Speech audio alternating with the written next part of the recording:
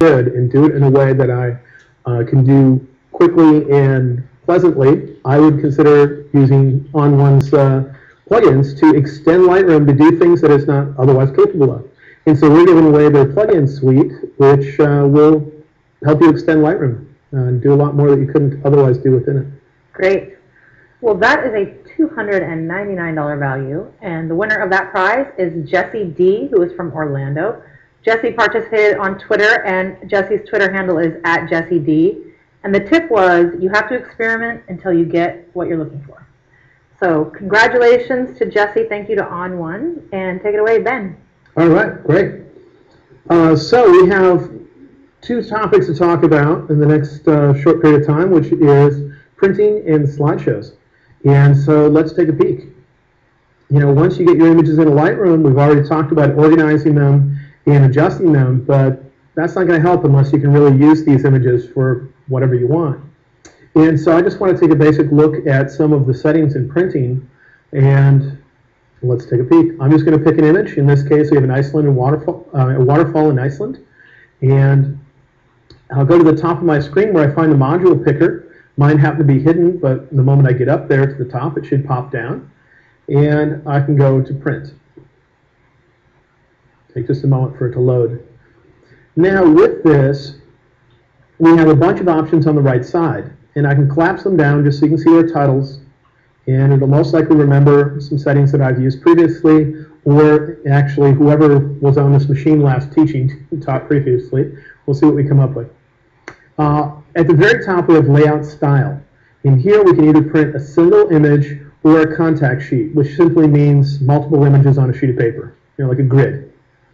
Or we can do a picture package, which is where you are needing specific size images, like I need 3 5x7s and so many wallet size images, just like when you just go back to the, you know, have your image taken when you're in high school and come back with a package of various pre-made sizes.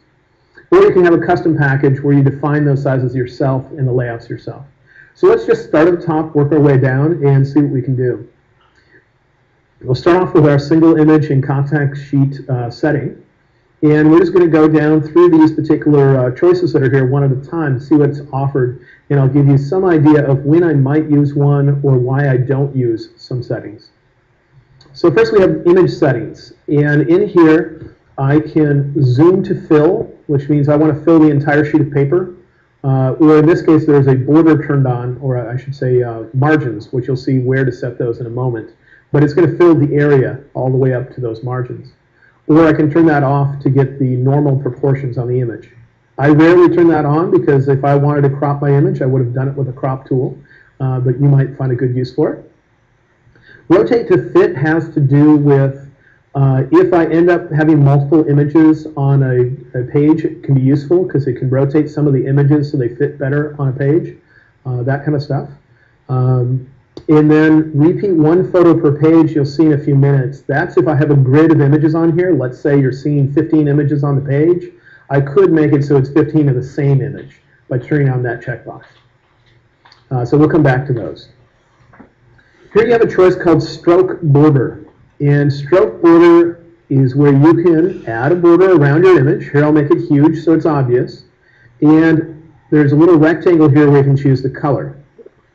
Some people just visually like to have a border around their images. I have one friend in Hawaii that loves to have a cyan border on every image she seems to print. But the main time that I use this border is when something in my photograph that is near the edge of the photograph is white. And it might be difficult to see where the photo ends and where the white sheet of paper begins. And if I want to be able to make it obvious where that is, I'll turn on the border. Otherwise, it's not very often that I use a border because I find that it draws attention to the edge of the photo, which is often where I don't want you to be looking. But that's a personal choice. If you like borders, go for it. Then we have layout. And here's where we define our margins. And this is why right now our photo is not extending all the way to the edge of the sheet of paper. We simply have some sliders here where I can change how much space there is on the left, right, top, and bottom of the image, that type of thing.